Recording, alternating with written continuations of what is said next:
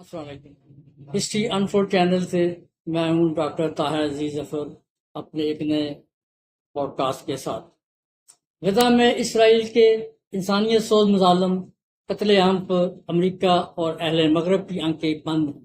خاموشی ہے، انسانی حقوق کے نام نہاد علمبرداروں ٹھیکیداروں کے لب کھلے ہوئے ہیں۔ اس المناک حادثہ سانحہ پر اور گنڈا گردی ظلم کے خلاف کوئی سیریس ری ایکشن یا مذمتی بیان نہ ہونے کے برابر ہے۔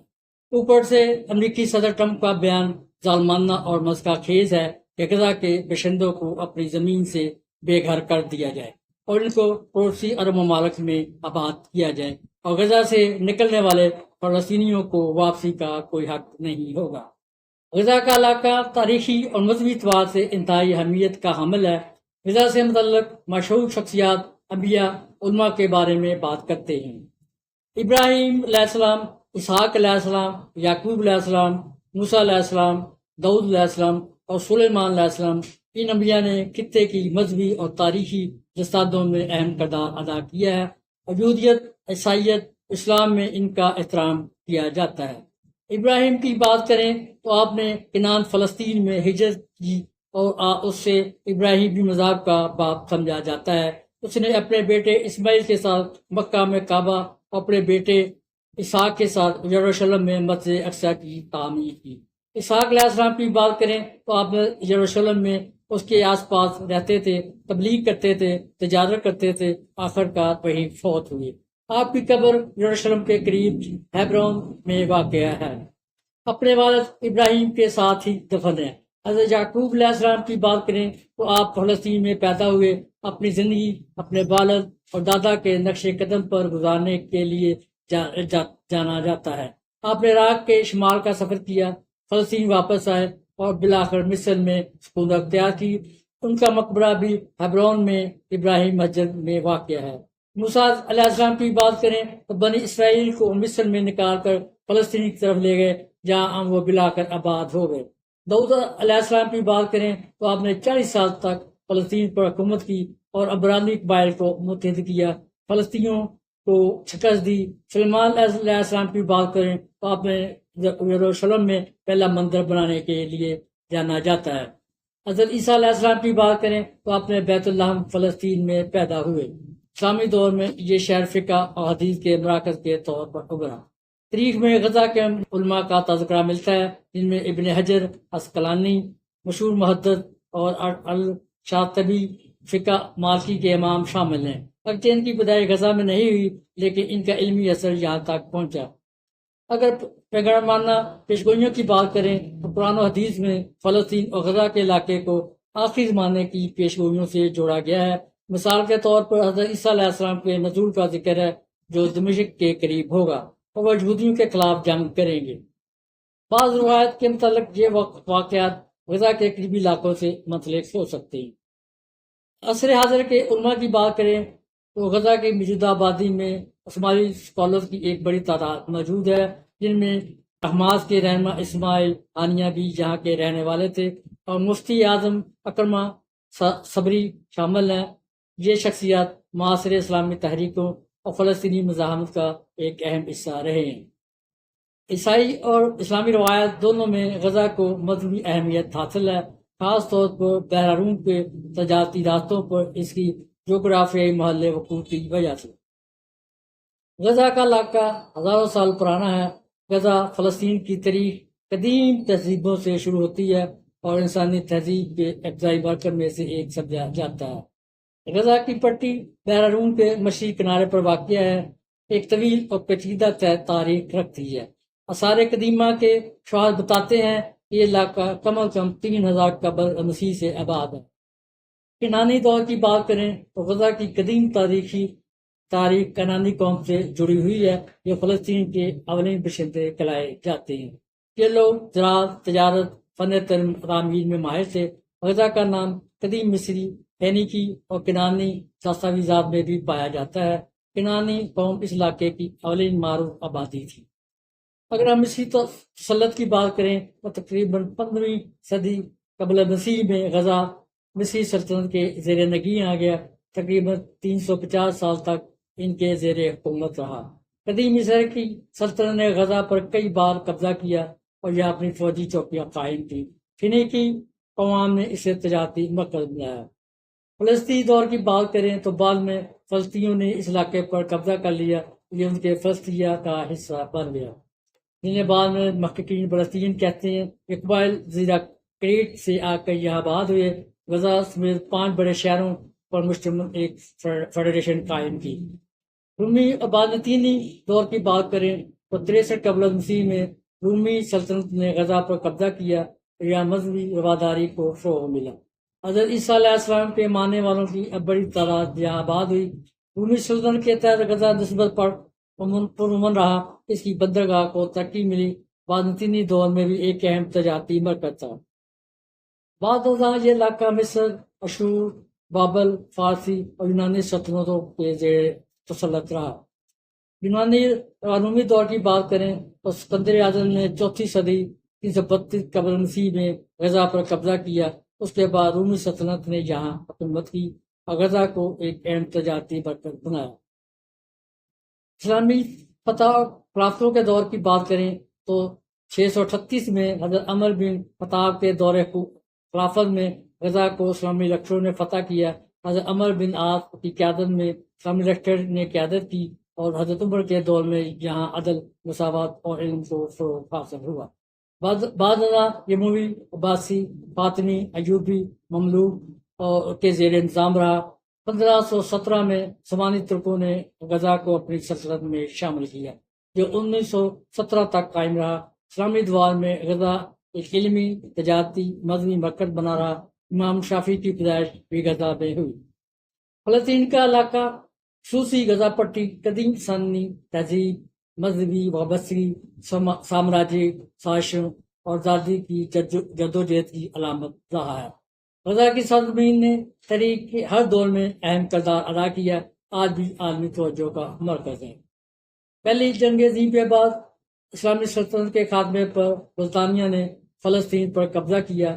1947 میں اقوام متحدہ نے فلسطین کو 2 ریاستوں میں تقسیم کرنے کا منصوبہ پیش کیا، مگر عرب دنیا نے اسے مسترد کر دیا۔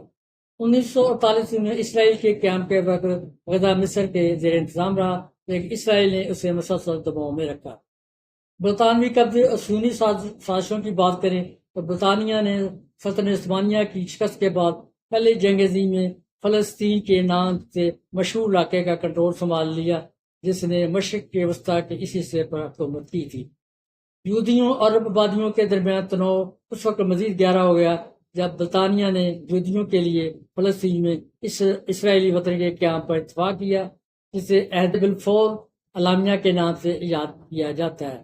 یہودیوں کی زمین سے تاریخی روابط تھے، لیکن فلسطینی عربوں کا بھی صدیوں پرانا دعویٰ تھا، وہ بھی اس قدام کی مخالفت کرتے تھے۔ برطانیہ نے کہا کہ وہ پہلے سے مقیم فلسطینی عربوں کے حقوق کا تحفظ کیا جانا چاہیے۔ اس کے دوران 60 لاکھ یہودیوں کے قتل نے محفوظ پناہ گاہوں کے مطالبے کو مزید تیز کیا۔ 1939 تک فلسطین میں یہودیوں کی آبادی 6,30,000 تک پہنچ گئی، جو کہ ٹوٹل آبادی کا 30% تھی۔ 1947 میں یہودیوں عربوں کے درمیان بڑھتے ہوئے تشدد کے پس منظر میں برطانوی حکمرانی کے خلاف اقوام متحدہ نے فلسطینیوں کو علیحدہ یہودی اور عرب ریاستوں میں تقسیم کرنے کے حق میں ووٹ دیا۔ یروشلم ایک بین الاقوامی شہر کے طور پر تسلیم کیا جائے گا۔ کسی عرب ملک نے اس کی حمایت نہیں کی، انہوں نے دلیل دی اس منصوبے نے یہودیوں کو زیادہ زمین دی ہے، حالانکہ ان کی آبادی کم تھی۔ 14 مئی 1948 کو صہیونی قیادت نے دولت اسرائیل کے قیام کا اعلان کیا۔ اس اعلان کے فوراً بعد عرب ممالک مصر، اردن، شام، لبنان اور عراق نے اسرائیل کے خلاف فوجی کارروائی کی۔ اسرائیلی فوج نے منصوبے کے تحت فلسطینی بستیوں پر حملے کیے، لاکھوں فلسطینیوں کو ان کے گھروں سے نکال دیا گیا۔ غزہ کی طرف بڑی تعداد میں مہاجرین آئے، جنہیں مصر نے وقتی طور پر پناہ دی۔ یوں غزہ مہاجرین کے کیمپوں سے بھر گیا اور اس کی ڈیموگرافی تبدیل ہو گئی۔ 1947 کی عرب اسرائیل جنگ کی بات کریں، اسرائیل نے آزادی کے اعلان کے اگلے ہی دن ہمسایہ ممالک پر حملہ کیا اور اس سے 5 عرب ممالک کی فوجوں نے گھیر لیا۔ اس مناظرہ کو اسرائیل میں اس کی آزادی اور جنگ کے نام سے جانا جاتا ہے۔ 1949 میں جنگ مندی کے ساتھ جنگ ختم ہوئی، اسرائیل نے زیادہ تر علاقے کو اپنے کنٹرول میں لے لیا۔ معاہدوں میں مصر نے غزہ کی پٹی پر قبضہ کر لیا، اردن نے مغربی کنارے اور مشرقی یروشلم پر قبضہ کر لیا، اور اسرائیل نے مغربی یروشلم پر قبضہ کر لیا۔ تقریباً 7.5 لاکھ فلسطینیوں نے زمین پر اپنے گھروں کو چھوڑا یا چھوڑنے پر مجبور کر دیا گیا، اور وہ پناہ گزین بن گئے۔ اس واقعہ کو عربی میں نکبہ کے نام سے یاد کیا جاتا ہے۔ اس کے بعد کے سالوں میں لاکھوں یہودی دوسرے ممالک سے اسرائیل چلے گئے۔ 1957 کے مشرقی وسطیٰ کی جنگ کی بات کرتے ہیں، اس کو 6 روزہ جنگ کے نام سے جانا جاتا ہے۔ اس نے مشرق وسطیٰ میں سرحدیں بالکل بدل لیں، اور فلسطینیوں کے لیے اس کے بڑے نتائج برآمد ہوئے۔ اسرائیل نے مصر، شام، اردن سے جنگ لڑی، اور یہ اس وقت شروع ہوا جب اسرائیل نے مصر اور شام کے حملے کے خوف سے مصر کی فضائیہ پر حملہ کیا۔ جب تک لڑائی ختم ہوئی، اسرائیل نے مصر سے جزیرہ نما سینائی اور غزہ، شام سے گولان کی پہاڑیوں کا پیچھڑا حصہ، اور اردن سے مشرقی یروشلم اور مغربی کنارے پر قبضہ کر لیا تھا۔ مغربی کنارے، غزہ اور مشرقی یروشلم میں تقریباً 10 لاکھ فلسطینی اسرائیل کے کنٹرول میں آ گئے۔ مغربی کنارے کی اب کی سیرت کی اگر بات کریں تو مغربی کنارے اسرائیل اور دریا اردن کے درمیان کی زمین ایک اندازے کے مطابق 3 ملین فلسطینیوں کا گھر ہے۔ مشرقی یروشلم اور غزہ کے ساتھ یہ اس کا ایک حصہ ہے جسے وسیع پیمانے پر مقبوضہ فلسطینی علاقوں کے نام سے جانا جاتا ہے۔ فلسطینیوں نے ہمیشہ ان علاقوں میں اسرائیل کی موجودگی کی مخالفت کی ہے۔ وہ چاہتے ہیں کہ متفرقہ کی ایک آزاد ریاست کا حصہ بنے جسے عالمی برادری کی اکثریت کی حمایت حاصل ہو۔ اسرائیل کے پاس اب بھی مغربی کنارے کا مجموعی کنٹرول ہے۔ 1990 کی دہائی میں ایک فلسطینی حکومت جسے فلسطین اتھارٹی کے نام سے جانا جاتا ہے، اس نے پیچھے قصبوں اور شہروں کو چلا رکھا ہے۔ مغربی کنارے اور مشرقی یروشلم میں تقریباً 150 اسرائیلی بستیاں ہیں، جن میں تقریباً 7 لاکھ یہودی رہائش پذیر ہیں۔ فلسطینی چاہتے ہیں کہ تمام اسرائیلی بستیوں کو ہٹایا جائے اور انہیں بین الاقوامی قوانین کے تحت غیر قانونی بھی سمجھا جائے۔ تاہم اسرائیل کی حکومت اس سے اختلاف کرتی ہے۔ اس کا کہنا ہے کہ کم از کم سب سے بڑی بستیاں مستقل ہیں اور تمام بستیوں کی جڑیں اس کی تاریخی حقوق میں ہیں۔ وہ فلسطینیوں کی اپنی ریاست کے حق کو تسلیم نہیں کرتا اور دلیل دیتا ہے کہ مغربی کنارے اسرائیل کے وطن کا حصہ ہے۔ اسرائیلی حکومت نے 2022 میں اقتدار میں آنے کے بعد بستیوں میں توسیع کے منصوبے کا اعلان کیا تھا۔ اس کا کہنا ہے کہ فلسطینی ریاست کا قیام اسرائیلی سلامتی کے لیے خطرہ ہوگا۔ جولائی 1924 میں اقوام متحدہ کی اعلیٰ ترین عدالت انٹرنیشنل کورٹ آف جسٹس نے کہا ہے کہ مقبوضہ فلسطین علاقوں میں اسرائیل کی مسلسل موجودگی غیر قانونی ہے۔ اس میں کہا گیا تھا کہ اسرائیل کو تمام آبادکاروں کو واپس لیا جانا چاہیے، اور یہ نسل پرستی اور نسل پرستی کے بین الاقوامی معاہدوں کی خلاف ورزی ہے۔ یروشلم پر تنازع کی بات کریں، اسرائیل اور فلسطینی دونوں ہی یروشلم کو اپنا دارالحکومت تسلیم کرتے ہیں۔ اسرائیل جس نے پہلے ہی مغربی یروشلم کو کنٹرول کیا تھا، 1967 کی جنگ میں مشرقی یروشلم پر قبضہ کر لیا اور بعد میں اس پورے شہر کو اپنا مستقل دارالحکومت قرار دے دیا۔ اس کا کہنا ہے کہ یروشلم کو تقسیم نہیں کیا جا سکتا۔ فلسطینی مشرقی یورپ کو مستقل کی فلسطینی ریاست کا دارالحکومت قرار دیتے ہیں۔ مشرقی یروشلم کی زیادہ تر آبادی فلسطینیوں کی ہے، جن میں صرف چھوٹی سی اقلیت نے اسرائیلی شہری بننے کا انتخاب کیا ہے۔ یروشلم میں مقدس مقامات فلسطینی اسرائیلی تنازع کے مرکز میں ہیں۔ سب سے مقدس جگہ جو مسلمانوں کے لیے مسجد اقصی کے احاطے یا حرم الشریف ہیں کے نام سے جانا جاتا ہے۔ یہودیوں کے لیے ٹیمپل ماؤنٹ مشرقی یروشلم میں واقع ہے۔ اقوام متحدہ اور پیشتر عالمی رہنما مسیح یروشلم کو اسرائیل کے زیر قبضہ فلسطینی سرزمین تصور کرتی ہے۔ غزہ کی پٹی کی بات کریں، غزہ کی پٹی اسرائیل، مصر اور بحیرہ سے گری ہوئی زمین کا ایک حصہ ہے۔ یہ 41 کلومیٹر اور لمبا اور 10 کلومیٹر چوڑا ایک علاقہ ہے۔ تقریباً 2.3 ملین افراد کا گھر ہے۔ یہ زمین سب سے زیادہ گنجان آباد مقامات میں سے ایک ہے۔ اسرائیل اور حماس کے درمیان تازہ ترین جنگ سے پہلے بھی غزہ میں روزگاری کی شرح دنیا میں سب سے زیادہ تھی۔ بہت سے لوگ غربت سے نیچے زندگی گزار رہے ہیں اور زندہ رہنے کے لیے خوراک کی امداد پر انحصار کرتے ہیں۔ غزہ کی سرحدیں 1939 میں مشرقی وسطی کی جنگ کے نتیجے میں بنائی گئی تھیں، جب اس پر مصر کا قبضہ تھا۔ مصر کو 1967 کی جنگ میں غزہ سے نکال لیا گیا۔ اس پٹی پر اسرائیل نے قبضہ کر لیا، جس نے بستیاں تعمیر کی اور غزہ کی فلسطینی آبادی کو فوجی نگرانی میں رکھا۔ 2005 میں اسرائیل نے یک طرفہ طور پر غزہ سے اپنے فوجیوں اور آبادکاروں کو واپس بلا لیا، حالانکہ اس نے اپنی مشترکہ سرحد، فضائی حدود اور ساحل کا کنٹرول برقرار رکھا، جس سے اسے لوگوں اور سامان کی نقل و حرکت پر مؤثر کنٹرول حاصل ہو گیا۔ اقوام متحدہ اب بھی غزہ کو اسرائیل کا مقبوضہ علاقہ سمجھتا ہے، کیونکہ اسرائیل کے کنٹرول میں ہے۔ حماس نے 2006 میں فلسطینی انتخابات میں کامیابی حاصل کی اور اگلے سال شدید لڑائی کے بعد اپنے حریفوں سے علاقے سے بے دخل کیا۔ اسرائیل مصر نے اس جواب میں ناکہ بندی کر دی۔ اسرائیل نے اس علاقے میں داخل ہونے کی اجازت دینے والے بیشتر علاقوں پر کنٹرول حاصل کر لیا۔ اس کے بعد کے سالوں میں حماس اسرائیل کے درمیان کئی بڑی لڑائیاں ہوئیں، جن میں 2008، 2012، 2014، 2021، 2023 اور 2025 کی طویل جنگیں شامل ہیں۔ لڑائی کے ہر دور میں دونوں طرف سے لوگ مارے گئے ہیں، جن میں سے اکثریت فلسطینیوں کی اور خاص طور پر غزہ کے لوگوں کی ہے۔ 7 اکتوبر 2023 کو حماس کے جنگجوؤں نے غزہ سے ایک حملہ شروع کیا، جس میں اسرائیل کے تقریباً 1700 افراد ہلاک ہوئے اور 250 سے زیادہ یرغمال بنائے گئے۔ اس نے غزہ میں بڑے پیمانے پر اسرائیلی فوجی حملے کو جنم دیا۔ حماس کے زیر انتظام وزارت صحت کے مطابق 55,700 سے زائد افراد ہلاک ہو چکے ہیں، جن میں زیادہ تر خواتین اور بچے ہیں۔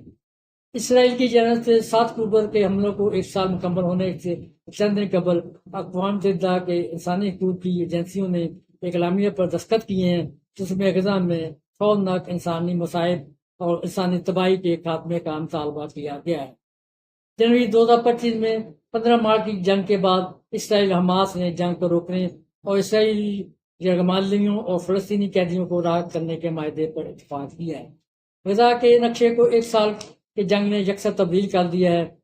مئی 2024 میں اقوام متحدہ کی جنرل اسمبلی کے 193 ارکان میں سے 143 نے اقوام متحدہ کو مکمل رکنیت کے لیے فلسطینیوں کے حق میں ووٹ دیے۔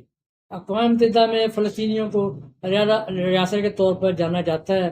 اسے ایک مستقل مبصر کی حیثیت حاصل ہے، جو اس کے نشست کو دیتی ہے، لیکن ووٹ کا حق نہیں دیتی۔ امریکہ کے ساتھ کچھ یورپی ممالک فلسطینی ریاست کو تسلیم نہیں کرتے اور کہتے ہیں کہ وہ اس ایسا صرف مشرق وسطیٰ میں تنازع کے طویل مدتی سیاسی حل کے حصے کے طور پر کریں گے۔ اسرائیل کا کہنا ہے کہ مغربی کنارے پر اس کا تاریخی حق ہے اور وہ ایک آزاد فلسطینی ریاست کی مخالفت کرتا ہے۔ یہ کہتے ہیں اس کے وجود سے اس کو ناقابل قبول خطرہ لاحق ہوگا۔ اقوام متحدہ کے ذریعے پناہ گزینوں کے طور پر ان کی تعداد کی بات کریں تو کم از کم 60 لاکھ میل فلسطینی رجسٹرڈ ہیں۔ ان فلسطینیوں کی تعداد جو 1947 سے 1949 کی مشرقی وسطیٰ کی جنگ میں اسرائیل بن جانے والے زمین پر اپنے گھروں سے بھاگ گئے تھے یا ان کو بھاگنے پر مجبور کر دیا گیا۔ زیادہ تر اردن، غزہ کی پٹی، مغربی کنارے، شام اور لبنان میں رہتے ہیں۔ فلسطینی پناہ گزینوں کی واپسی کے حق پر اصرار کرتے ہیں، لیکن اسرائیل نے اس سے انکار کیا ہے۔ اس تنازع سے پیدا ہونے والے انسانی بحران پر کی بات کریں، غزہ کی 20 لاکھ آبادی بجلی، پانی، ادویات کی شدید قلت کا شکار ہے۔ بین الاقوامی تنظیموں نے اسے المیہ قرار دیا ہے۔ فلسطینیوں کا مطالبہ ہے کہ غزہ فلسطینیوں کی آزاد ریاست کا حصہ بنے، لیکن تنازع کا حل ابھی تک نظر نہیں آ رہا۔ غزہ کی تاریخ ظلم، نظامت، استقامت کی داستان ہے، جو فلسطینی حقوق کے جذبہ آزادی کی علامت بن چکی ہے۔ فلسطینی عوام نے آزادی کے لیے طویل مزاحمت شروع کی، جس میں مختلف تحریکیں شامل ہوئیں، جیسے کہ الفتح اور بعد میں حماس۔ حالیہ جنگیں اور انسانی بحران میں مزید بات کریں تو 2008، 2012، 2014، 2021، 2023 اور 2024 اس کے بعد بھی اسرائیلی بمباری، اقتصادی ناکہ بندی، انسانی حقوق کی خلاف ورزیوں کا سلسلہ جاری ہے۔ ہزاروں فلسطینی بچے شہید ہو چکے ہیں، لاکھوں مہاجر کیمپوں میں رہنے پر مجبور ہیں۔ حماس اور غزہ کی بات کریں تو 2006 کے انتخاب میں اسلامی مزاحمتی تحریک حماس نے کامیابی حاصل کی اور 2007 میں غزہ پر مکمل کنٹرول حاصل کر لی۔ اس کے بعد اسرائیل اور مصر نے غزہ کا مکمل محاصرہ کیا، جس سے یہاں کی انسانی صورتحال مزید ابتر ہو گئی۔ آج غزہ دنیا کے سب سے گنجان آباد محدود وسائل والے محصور علاقوں میں شامل ہے۔ یہاں کی آبادی تقریباً 2.3 ملین ہے، جنہیں بنیادی سہولیات، صحت، پانی، بجلی تک محدود رسائی حاصل ہے۔ اس کے باوجود فلسطینی عوام اپنی خود مختاری اور کے واپسی کے لیے پرعزم ہے۔ حماس گروپ کی بنیاد کی بات کریں تو پہلا تقاضا یعنی فلسطینیوں کا اسرائیل کے خلاف مزاحمت اپنے روز پر تھی۔ اس وقت شیخ احمد یاسین نے اور کچھ لوگوں کے ساتھ مل کر ایک ریزسٹنس موومنٹ کا اعلان کیا، بعد میں اس کو حماس کا نام دے دیا گیا۔ حماس نے 2006 میں غزہ کا مکمل کنٹرول حاصل کر لیا۔ اگر حماس کے اسلحہ حاصل کرنے کی بات کریں تو موجودہ کنفلکٹ میں یہ ایک بہت ہی امپورٹنٹ سوال ہے، لیکن اس کے پاس اس کا کوئی کلیئر جواب نہیں ہے۔ ابھی کچھ اندازے ہیں کہ حماس نے ہلکے ہتھیاروں کے اصول سے ہوئی۔ 2007 میں اسرائیلی فورسز نے غزہ اسٹرپ کا محاصرہ کیا، جس کے بعد حماس نے اسلحہ حاصل کرنا مشکل ہو گیا۔ اس وجہ سے حماس نے خود اسلحہ بنانا شروع کر دیا۔ اسرائیلی فورسز نے بھی حماس کی ان اسلحہ ورکشاپوں پر وقتاً بمباری کرتا رہتا ہے۔ چند تجزیہ نگاروں کا کہنا ہے کہ ایران لبنان کے ذریعے ان کی مدد کرتا ہے، لیکن ان الزامات کو ثابت نہیں کیا جا سکتا۔ 2007 میں حماس نے چینل وارفیئر کا آغاز کیا۔ اس انٹرنل کا ایک بہت ہی کمپلیکس نیٹ ورک بنایا گیا جو غزہ کو مصر اور دیگر علاقوں سے ایکسیس پرووائڈ کرتا ہے۔ 2014 میں اسرائیل نے جب زمینی حملہ کیا تو حماس نے اس نیٹ ورک کا استعمال کرتے ہوئے ان کا مقابلہ کیا۔ اس کے جنگجو ایک دم نمودار ہوتے، حملہ کرتے اور غائب ہو جاتے۔ اسرائیلی فورسز نے اس نیٹ ورک کو تباہ کرنے کی بہت کوشش کی، لیکن ایسا کرنا کوئی آسان نہ تھا۔ آنے والے برسوں میں حماس نے پہلے سے زیادہ بہتر اور طاقتور میزائل بنانے شروع کیے جو 120 سے 200 کلومیٹر کی رینج رکھتے ہیں۔ یہ میزائل جنوبی اسرائیل کے آگے تلبین، حیفا، اسرائیل کے مرسی ایئرپورٹ اور یروشلم کو بھی نشانہ بنا سکتے ہیں۔ نتیجے میں اس میزائل کو اکثر پورے شہر بند کرنا پڑتے ہیں، لوگوں کو ری لوکیٹ کرنا پڑتا ہے۔ اس وجہ سے اسرائیل پر معاشی دباؤ بڑھ رہا ہے۔ اگر حماس کی سماجی خدمات کی بات کریں تو حماس نے غزہ میں اسپتال، اسکول اور رفاہی ادارے قائم کیے ہیں اور اپنی حد تک فلسطینیوں کی مدد کرنے کی کوشش کی ہے۔ اگر ہم منظم نسل کشی کی بات کریں تو فلسطین، خاص طور پر غزہ میں جاری اسرائیلی کارروائیاں بظاہر ایک منظم نسل کشی کی شکل اختیار کر چکی ہیں۔ معصوم شہریوں، عورتوں، بچوں، حتیٰ کہ اسپتالوں، اسکولوں اور بلادی کارکنوں کو بھی نشانہ بنایا جاتا ہے۔ اس کی واضح اور اس کی اسرائیل صرف حماس سے نہیں بلکہ پورے اسرائیلی وجود سے برسر پیکار ہے۔ حالیہ جنگوں سے نتیجے میں پیدا والے انسانی بحران کی وجہ سے بات کریں تو اس کے اسرائیلی بمباری سے اقتصادی ناکہ بندی اور انسانی حقوق کی خلاف ورزیوں کا سلسلہ جاری ہے۔ ہزاروں فلسطینی شہید ہو چکے ہیں، لاکھوں مہاجر کیمپوں میں رہنے پر مجبور ہیں۔ ٹرمپ کی غزہ تجویز کی اگر بات کریں تو ڈونلڈ ٹرمپ کی غزہ پٹی کی تجویز ایک احمقانہ عمل ہے۔ جنوری 2025 میں دوسری جنگ بندی کے اعلان کے بعد ڈونلڈ ٹرمپ نے غزہ کی فلسطینی آبادی کو بے گھر کرنے کے اپنے ارادے کا اعلان کیا۔ اپنے اس موقع کا اعادہ کیا تو انہیں پڑوسی عرب ممالک میں بات کیا جانا چاہیے۔ نیتن یاہو کے ساتھ ایک پریس کانفرنس کے دوران غزہ پر امریکی قبضے کی تجویز پیش کی۔ ٹرمپ نے اصرار کیا کہ پڑوسی ممالک غزہ کی تعمیر نو کے لیے ادائیگی کریں گے اور عالمی لوگ وہاں قیام کریں گے۔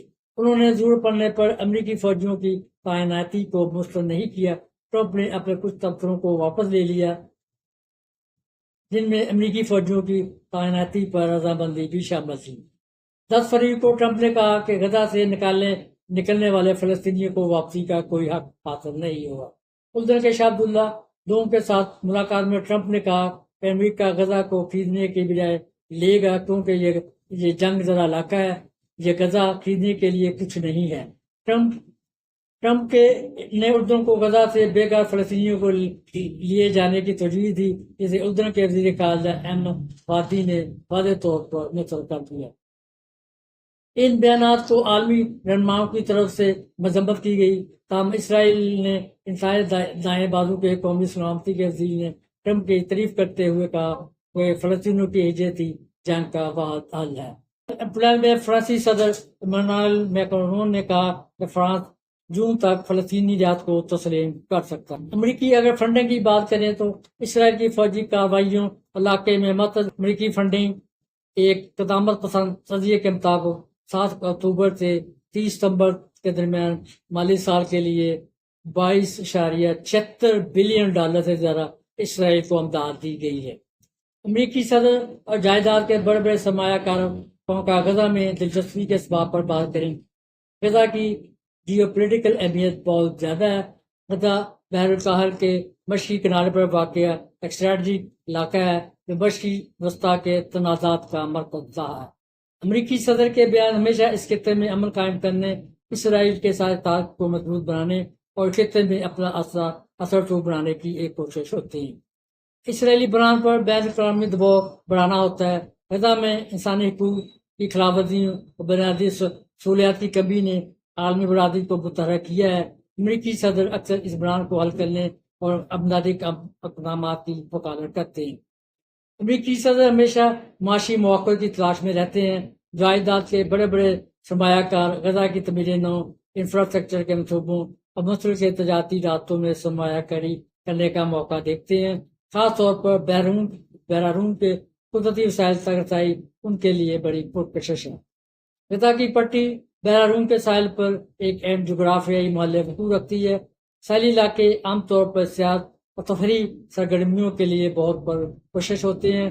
امریکی پراپرٹی کے بڑے بڑے تاجر اس علاقے کو ترقی دے کر ایک منافع بخش کاروباری مرکز بنانا چاہتے ہیں۔ یہاں ہوٹل، ریزورٹ، تفریح سہولیات اور رہائشی منصوبے بنا کر بھاری منافع کمانے کا منصوبہ رکھتے ہیں۔ اگر سیاسی مفادات کے حوالے سے بات کریں تو امریکی صدر کے لیے غزہ کے مسئلے پر موقف بنانا داخلی اور داخلی پالیسی کا اہم حصہ ہے۔ یہ موقع یہودی ووٹرز اور عرب ممالک کے ساتھ تعلقات کو متوازن رکھنے میں مددگار ثابت ہوتا ہے۔ غزہ کا تعلق تاریخی طور پر یہودی مسیحی مسلم تہذیبوں سے ہے، اس لیے یہ خطہ مذہبی گروہوں اور بین الاقوامی تنظیموں کی توجہ کا مرکز بنا رہتا ہے۔ امریکہ طویل عرصے سے اسرائیل کا قریبی اتحادی رہا ہے۔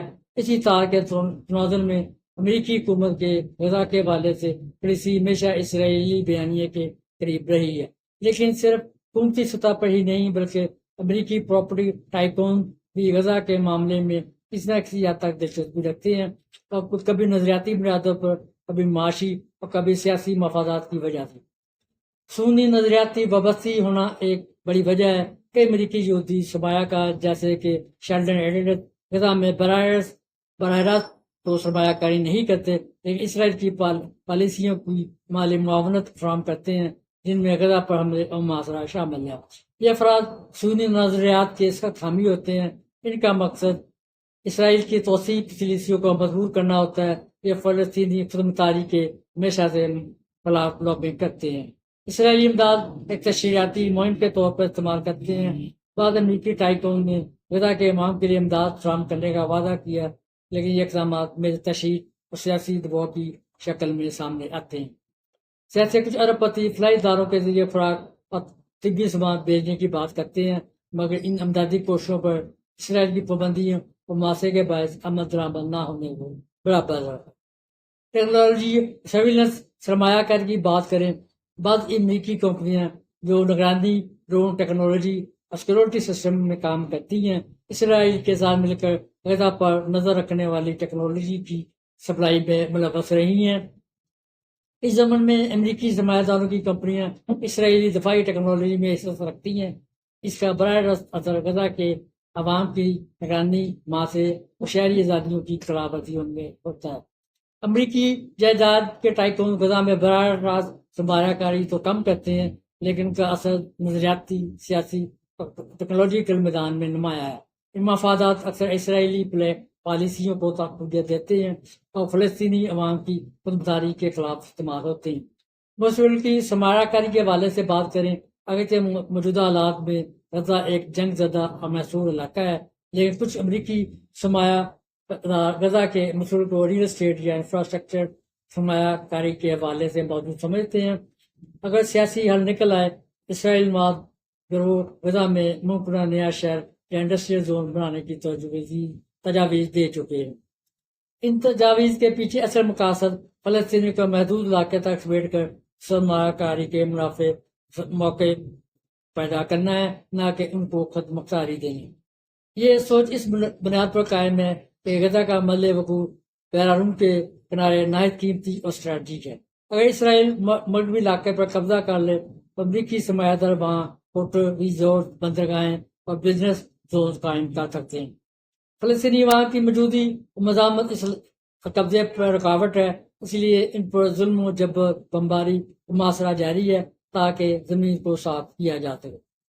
اس اسرائیل قبضے کی پشت پر اکثر امریکی سرمایہ دار اسلحہ اور سیاسی حمایت حاصل ہوتی ہے، جس کا مقصد صرف جغرافیائی تبدیلیوں میں مدد اور اپنے مفادات کا حصول ہے۔ مگر سوال یہ ہے کہ اس پر کیا دنیا خاموش رہے گی؟ موجودہ عالمی خاموشی کی وجوہات کی بات کریں تو مفادات پر مبنی عالمی سیاست موجود ہے۔ امریکہ، یورپ اور کئی طاقتور ممالک اسرائیل کے ساتھ اسٹریٹجک تعلقات، اسلحہ کی تجارت اور مشرق وسطیٰ میں طاقت توازن کے باعث اسرائیل کی حمایت کرتے ہیں۔ اگر میڈیا کنٹرول کے حوالے سے بات کریں تو مغربی میڈیا اکثر اسرائیلی موقف کو غالب رکھتا ہے، جس سے عوام تک حقیقی اور تصویر نہیں پہنچ پاتی۔ فلسطین، خاص طور پر غزہ میں جاری اسرائیلی کارروائیاں بظاہر ایک منظم نسل کشی کی اختیار کر چکی ہیں۔ معصوم شہریوں، عورتوں، بچوں، حتیٰ کہ اسپتالوں، اسکولوں اور امدادی کارکنوں کو نشانہ بنانا اس امر کی واضح علامت ہے۔ اسرائیل صرف حماس سے نہیں بلکہ پورے اسرائیلی وجود سے برسر بیکار ہے۔ اقوام متحدہ کی ناکامی اس کی ایک وجہ ہے۔ اقوام متحدہ کی قراردادیں اور بیانات میں علامتی بن کر رہ گئے ہیں۔ عملی اقدامات جیسے جنگ بندی یا دباؤ یا اقتصادی پابندیاں کبھی نافذ نہیں۔ لیکن کیا یہ خاموشی ہمیشہ رہے گی؟ عوامی بیداری میں اضافہ ہو رہا ہے۔ دنیا بھر میں نوجوان نسل، سول سوسائٹی، سوشل میڈیا، صحافی اور غیر جانبدار صحافی فلسطین کی حمایت میں اٹھ کھڑے ہوئے ہیں۔ بائیکاٹ کی تحریکیں تیزی سے مقبول ہو رہی ہیں۔ تاریخ کا سبق بھی یہی ہے۔ تاریخ نے دکھایا ہے کہ ہر ظلم کی ایک حد ہوتی ہے۔ جنوبی افریقہ میں نسل کشی کے خلاف عالمی دباؤ نے اسے ختم کیا۔ فلسطین کے لیے بھی عالمی ضمیر جاگنے کے آثار موجود ہیں۔ تبدیلی کا آغاز ہو چکا ہے۔ بعض لاطینی افریقی ایشیائی ممالک اسرائیل کی مخالفت میں کھل کر بولنے لگے ہیں۔ اگرچہ ان کی آواز ابھی عالمی سطح پر کمزور ہے، لیکن وقت کے ساتھ ساتھ یہ ایک تحریک میں بدل سکتی ہے۔ حماس ایک علامت ہے فلسطینی عوام کی مزاحمت کی، اور اگر دنیا کے زمین نے تاخیر کی تب بھی تاریخ ہر ظلم کو بے نقاب کرتی ہے۔ فلسطینیوں کی قربانیاں ضائع نہیں جائیں گی۔